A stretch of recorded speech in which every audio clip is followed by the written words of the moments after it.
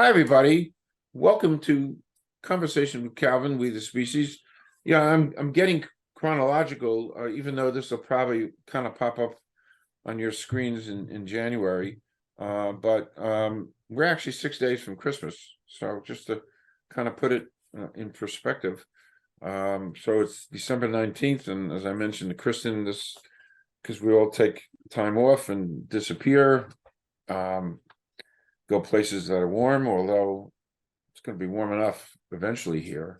You're in Florida, right, Kristin? Yeah. Oh, yeah. It's actually Okay. cold this week, though, so I'm kind of liking it. I know. I was seeing some weather things. You guys are going to have some really cold temperatures. So I'm with Kristin Satterfield. We kind of did an interview some months ago, and it was kind of funny because she was in the process of publishing, and that's part of our main reason to be here today. Lightning Rising. It's a dystopian look at the future, and we're going to talk all about that. We'll get to it. But it's funny, when we did this 6 months ago, this was coming, but it wasn't here, but it's here now. So we want to talk about that. But Kristin's journey to get here has been an exceptional journey, and I'm always fascinated by it because of the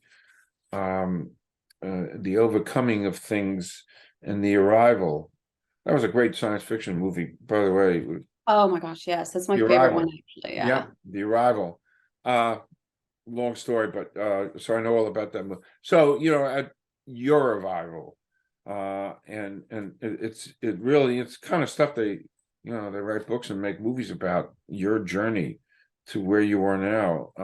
It's a very special journey, overcoming things. We shall overcome. So that's why we're here. And welcome back, Kristin. And Thank you. maybe if you could do a little bio and kind of just a little bit of a history, your journey, and then we'll jump into you. Take it away. Yeah, for sure. No, thank you for having me back. It's really fun to always talk with you, so I really enjoy this. I guess like the short and sweet of my biography is I think we'll talk more about this in depth, but I was born with multiple kind of brain things that cause reading and writing disabilities. So I have things like it's very difficult for me to hear phonics. I think last time I did a diagnosis, I had like 7 different disabilities, and I just can't name them all, but one of the big ones was dyslexia. So growing up, I think the hardest part for me was reading and writing, obviously, and I could comprehend what was being said to me. In fact, lots of teachers would write that like Kristin doesn't know what the word is, but she replaced it with a different word. So Wow. like I could comprehend it really well, but I couldn't say the words out loud, or I couldn't read it just right, just because of all this stuff. So I think at an early age, actually, I really disliked writing and reading. And then about 3rd grade, I had this really amazing teacher, and she kind of inspired in me this passion for reading to the point I started reading at like levels above, right, my grade.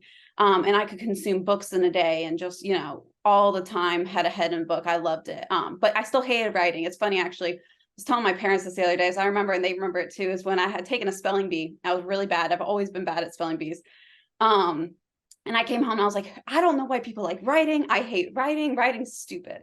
And then, obviously I grew to love that. The short story of that was 8th grade, had another great teacher. We kind of had to like write a short story based off a inspirational book, like read a book, be inspired, and then like write a short story, right? So I did that and ended up being like, I don't want to stop here. And I just kept writing. And that became my full, I would say, first length novel. It felt like that. It felt so big back then. And I actually have it over on my bookshelf, and it's about like this thin. And I look at that compared to like this, and I'm like, oh gosh, like, but in 8th grade, I thought it was so big. And yeah, that kind of started my writing journey. And where I've been here today, I've had a lot of classes, a lot of really amazing people come in and out of my life, stay in my life, things like that have moved that writing journey forward and brought me basically to where I am today, which now I'm officially a published author, I would say. Right. So yeah. It's a great feeling to be a Yeah. published author.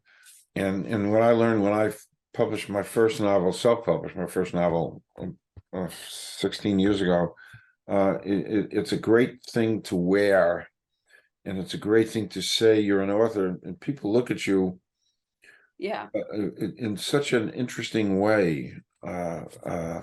It's our society, doctors and lawyers, and but when you athletes and scientists and astronauts, but when you say an author, it's right up there. Yeah. Oh yeah, for sure. Great thing to say.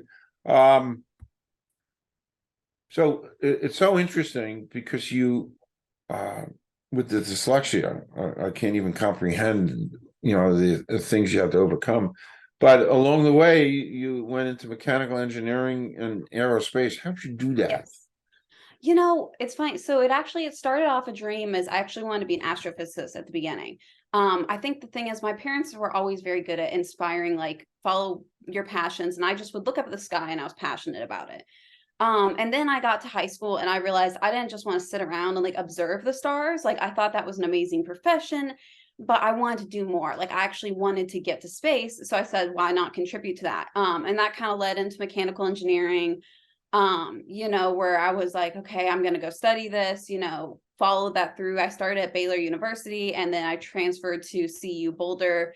Both amazing schools really for it, offered very different experiences for me. I got a lot of both, but yeah, obviously that's led to me now. I am a aerospace engineer at a company here in Florida, and it's been a really cool journey. I can see where the future is going and it's really, really exciting, especially this last year. I mean, all the projects for, exploration, it kind of, it's cool. And I can see it. The really cool part is now that I'm down here in Florida, I can see it from like my bedroom sometimes. You look up and there's that rocket launching, all the Wow. time. So it's really been an awesome experience as well. Wow. So I know yeah. from our past interviews, you can't talk about what you're doing. That's fine. Um, that's No. fine. It's funny, they launched the rocket. I didn't watch it. I saw it online. They launched the rocket, I think in Maryland or somewhere Yeah. Yeah. last night. I think it was last night and the night before. And if you got and went outside and looked for me and here in Jersey, you could have seen, the Yeah. tail and stuff. I didn't. I wanted to. Yeah, it's funny. I just interviewed somebody. We talked about colonizing Mars, uh, Yeah. and that's all. That's all within the realm Yeah. these days. So changing. We have so much to talk about. Changing. So with all your journey, when did your passion for writing? I mean, that's how and when did that start? Yeah, yeah. Kind of like I mentioned in short, it's kind of initiated in 8th grade with that short story. Like I said, it became my first kind of novel. I will say it was one of those, like looking back, it was almost like a fanfic of the book I'd been reading at the time, which was A Door Within. And the sense of it had very similar themes to it. But I think it was that inspiration that got me started on like I can make a full story. And then Lightning Rising specifically, which has been kind of the series I've been running with. I've written a few different novels that someday, thank you, that I want to, get out there. But right now, this is my running one. That started about junior year of high school. It was kind of a double thing. I was in this history class with this really cool teacher. He believed in like interactive history. So we would do things like we had a project when we were studying World War II called like Create the Dictatorship. And you had to basically create your perfect system, right? Where's your scapegoat? Where's your, what are all these dynamics that make this system work, right? And then we would compete to be like, who's the most believable, right? Or be successful or whatever. And then, at the same time, I think I was going through a lot of really interesting dynamics of school. I played a lot of sports in school. And so I got to see a lot of like rivalries. I actually had come almost like a week before from a game where I was playing volleyball and we ended up getting screamed out of the stadium by the other people when our varsity lost by like a point. I was just like, it wasn't violent, but it was oppressive, I guess is the word. It was just very surprising, I guess is it. So those kind of two ideas kind of combined into what the story is with Lightning Rising now. And the kind of foundations of where this all began. So I guess, you could say 8th grade was the start of it, but really junior year is when I kind of blasted off and started writing like full length novels. Okay. So Cool. Favorite authors? Oh gosh, I always hate this question because I always forget. I mean, C.S. Lewis, I have to think is my number one. I mean, my favorite book is The Last Battle. So Tolkien, I love those classics, those older fantasy writers. I think what they do with building this world, that's the stuff that's inspiring to me. It's like you came up with lore, you came up like you went 7 levels deeper, right, than the book you get like at the beginning. Those are just the ones off the top of my head. Oh, and now I'm gonna forget his name. He wrote Red Rising, and that's one of my favorite new series, and I'm just suddenly blanking. Um, he's one of my other ones. I like the stories he writes. It's that same kind of idea. Once again, you build this world, and obviously I'm a sci-fi fan, things like that, but I do think that the genre can get a little stale once in a while when it comes to space stuff, especially. And I just felt like he had a very fresh take. So I really like his writing as well. So Okay. yeah. The other we talked about this just before we went on air. The other interesting thing about you, which fascinates, is one of your favorite subjects in high school, which is history, World War II, the rise of Germany. It's usually not a lot of, it doesn't come up on a lot of people's list for favorite subjects. How and why and Yeah. did that come about?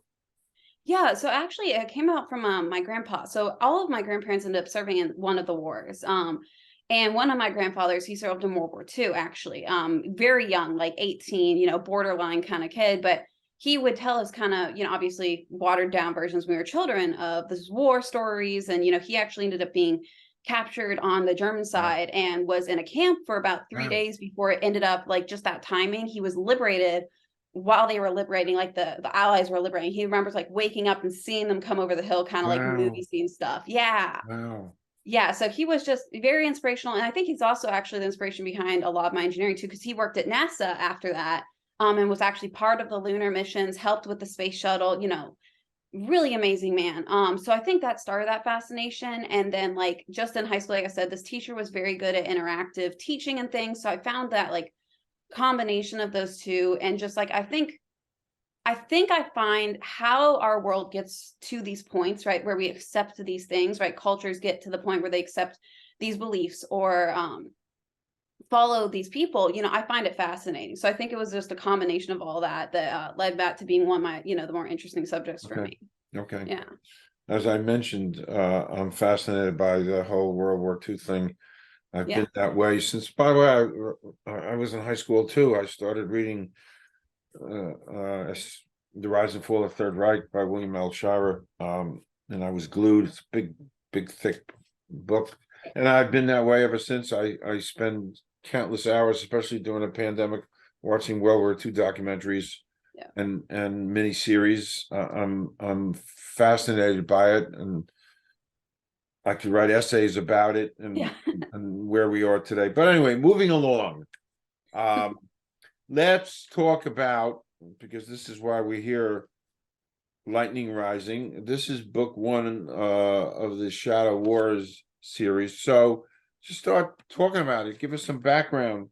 And then because it's dystopian, and the next part of my question, being that it's dystopian, it's your view of a future. Is it happy? Is it not happy?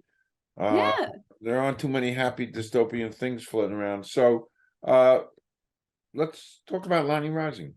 Yeah. I mean, like I said, this kind of got started in high school. I have been writing this series / parts of the series for about 12 years now. I would say that the book that is now obviously is the final iteration. It's gone through a few different steps, but it's been pretty much the same at its core since the beginning. And I think when I think dystopian, for me, like you said, there's not a lot of positive dystopian. I think I often see like it goes one of two ways. It goes so far deep down, like this dark black hole, that it's not, I get depressing, right? Or it's just so over the top. Sometimes I think people find it unbelievable, right? And so I guess I would call myself a middleman in the sense of it is a dystopian world, right? Like to the people in this world, at least at this point in this book, it's utopia, right? They live in, like, the whole story plot is basically, it is 2121. The main character lives in a world where people have medicine that they are distributed daily that keeps them healthy, happy, safe, fit. The school different districts have been split into 7 schools across the entire United States / Canada region. And so she goes one of these 7 schools. With that split, also there's a very tense rivalry going on between it, right? A very competitive nature. And the story plot here is that she is being forced from her school to her main rival school by her parents. And it's something that just doesn't happen usually at her age, which is 18, usually not past freshman year of high school, really. So it's kind of like that dynamic of that obviously there's a little bit of those dystopian elements, but I would say that as my aim is always to be like a little grounded in realism and a little like mix of the optimism, right? Like everything's not horrible.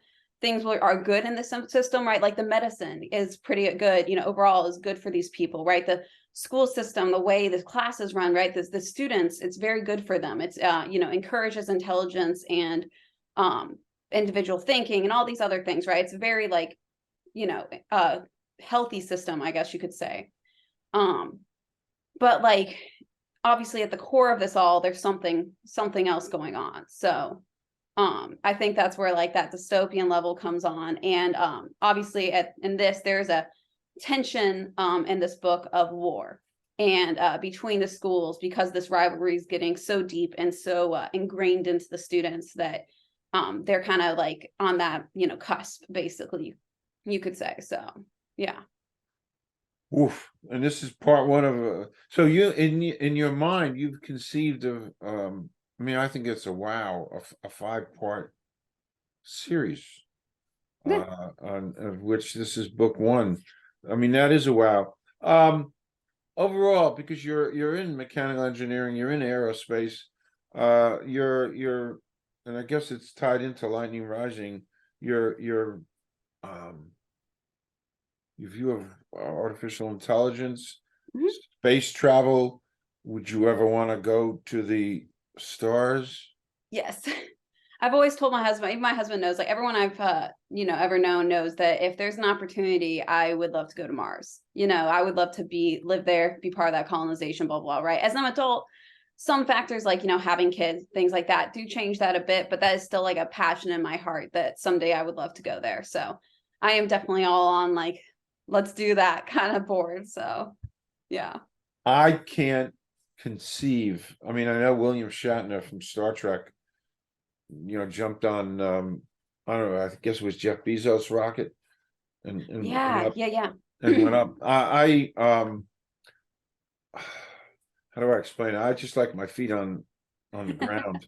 I don't even like Totally. flying. I don't even like flying. So I can't conceive, even if it's going up, 50 miles, 60 miles, whatever. Yeah. I just can't conceive of that and knowing that there's an engine that's putting you up there, just one little old engine. It's funny, when I used to fly a lot. I would sit in the back of the plane and look at that tiny little engine holding this plane up. I mean, that's me. And that's me. Totally. You can't think about it too hard. Yeah, if you do, it gets a little sketchy. Yeah. So it's interesting because I've had a collection of dystopian futurists, whatever you want to, over the last month or so, talking, and the future is fascinating. And I don't think I've even mentioned, but for early on in my journalism career, I got involved with Singularity. Oh yeah. Ray Kurzweil. Yep. And he has this university, Singularity University, and he was on the cover of Time magazine. I think it was Time or Newsweek back in the day. But I was fascinated by it, and eventually I used my journalism credentials, and I went to a 3-day conference in New York about the future. Yeah.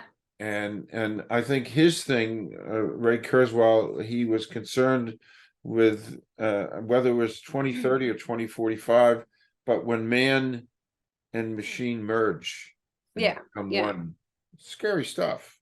Oh yeah. And I listened for 3 days and took notes of a whole bunch speakers. Yeah. And even Ken Jennings, who won a lot of money on oh gosh, I watch it all the time. Jeopardy. What's the matter with me? Yeah. Yeah, he was even there because he gave a talk because he was preparing to take on Watson from Yeah. IBM. And so I was 2 feet away from him watching him talk about, he was shaving and thinking that he's going to fight for mankind. Yeah. Part of Yeah. artificial intelligence. It's endless stuff you can think about. Oh yeah. Back to Lightning Rising. I don't know enough, but I'm just shooting from the hip here. Is part of that novel a little bit of Harry Potter and Hunger Games? Yeah, so it says I've actually had a few people review that. Is the comparison would be like the two combined. Yeah, it has obviously those elements that Harry Potter has in the sense of like the instead of the houses, right? You've got these schools. That very similar thing. I actually had someone review. I was reading a review recently, said it was like Goblet of Fire had some of those feels of it. And then obviously, you know, there's that element of Hunger Games in the sense these students are fighting each other, right? There's not the government pinning them against each other, but it's, these students having these clashing and stuff. So I think it has very similar elements to the two genres in the series and everything with them. But obviously there's obviously a unique twist, unique approach and a way of what's going on here, I would say. So Okay. yeah. Back to some basics. I'm always curious because I just finished my second novel. What is your writing process? I mean, it's a hard, Yes. lonely thing to write. Do you have a particular process and take notes and ideas? Yeah. To be honest, I would say my writing process is a little unstructured. It's a little more structured nowadays in the sense of like, I've changed how I break up my chapters. Like I used to, so in this, I had a really amazing developmental editor that kind of was like, hey, this helps readers read faster. It's just better if you do this amount of words per chapter, break it up like that. So that structure's changed. But I would say it's pretty unfiltered in the sense of like what I've always found stifling for myself is writing down like beginning to end and all the points like you do an outline in a paper. Like I don't like that. I kind of how I say is I write where the characters lead in the sense of I know where I want the book to end, every time, or I want the series to end. And I know where I'm starting, and I maybe know key plot points, that I want to happen. But how the characters react, where they ebb and flow. I kind of it's weird, but to say, but I guess I leave it up to them because I'll be writing and even myself will be, oh my gosh, I didn't see this coming, as I'm writing it, right? It sounds weird to say that as the writer, but so my biggest things for inspiration stuff too are like music. That is a huge inspiration to me. So I'll hear a song, especially with lyrical songs, and that will inspire me about like a certain feeling or emotion or a scene, and then I'll go write, and that will just kind of flow into other stuff. I just kind of let it like come and go, and I try not to like force down and sit myself to write either. Like right now I'm a little tired, do some stuff going on, and instead of beating myself up for not sitting down on these days off and writing forever and ever, I'm just like, you know what? One of these days I'll be great and I'll write like 5 chapters or whatever, and that's fine. And I just let it kind of be. So I guess I would say it's like a little bit of a free flowing structure. That's kind of like how I go about it. So Okay. yeah. Do you have a support structure that kind of helps you? Yeah. Obviously I have my awesome family. I mean, they've always been there. I have to say, once again, they've been very good at like inspiring us my sister and I, to follow our dreams, right? And one of the things my parents both did really well is if I have ideas, like I also like to talk them out. I'm a verbal processor, so I'll like go on walks with my husband, with my parents, with people, and talk about these points and where I think they're going to go and blah blah blah, and get feedback and stuff. So I have that support structure, and then now in these last 6 months, like I said, I've been really blessed with some awesome editors that I've made friends with. This really amazing developer editor who's actually an author himself. It's SD Howard. And that's been a really awesome support structure back and forth. I actually had a meeting with him last week about book 2 and some parts and stuff and where I could go with certain things. So that was really cool. But, that's kind of just where I found mine, as a local community of support. I have some online people as well, but I think for myself, like with my, obviously my full-time job, family, everything else, I find it a little hard once in a while to always keep track of like far away connections. So I find much more like that I rely on like my local stuff. Okay. Okay. Um, by the way, how long, I'm always curious, how long was this to, Pages or no, I mean, how long did it take to do this? I know it's been a while. so yeah. So technically this book took about 12 years. I would say that back in 2013, the book almost as is was basically complete. And I actually at that time was actually putting even query letters out for this story, looking for people. And actually throughout the last like 10 to 12 years, I've been doing that. At the same time, I've been writing the sequel, the third book, other series, right? Like things like that. But I would say off and on, yeah, it's been since about 2012. Wow.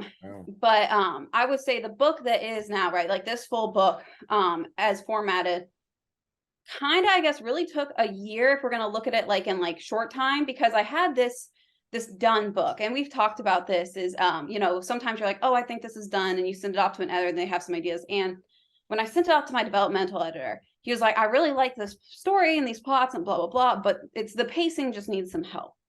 And I understood what he meant. Like I think when I originally wrote this, especially in high school, I was afraid or was trepidation for getting tense or having tense situations. And so I was shy away by breaking my own tension, or having chapters that kind of were more meandering, and they developed characters, but they took away from plot, right? Mhm. So he just kind of helped me restructure that, put it in the format that is today.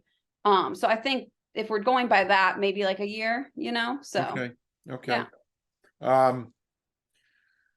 This next question is a special question for me because I'm involved in it. It's the whole, you always knew you were gonna self-publish. Yeah. And why is that? And how is that going? How did it go? Yeah. That process? Because I'm in the middle of that myself. Yeah. Yeah. I think, like you said, I kind of always knew, like, of course I reached out like people do, traditional routes, the query letters, the agents, the things like that. But I think as I grew, especially, the more and more, and as like I think self-published, to be honest, became less stigmatized, because for a long time it was like, you're not a real author if you're self-published, right? Things like that. I just was like, okay, this is the route I'm going to go, because I looked at it and I said, there's a value obviously to traditional publishing. There's a reason it's been around so long.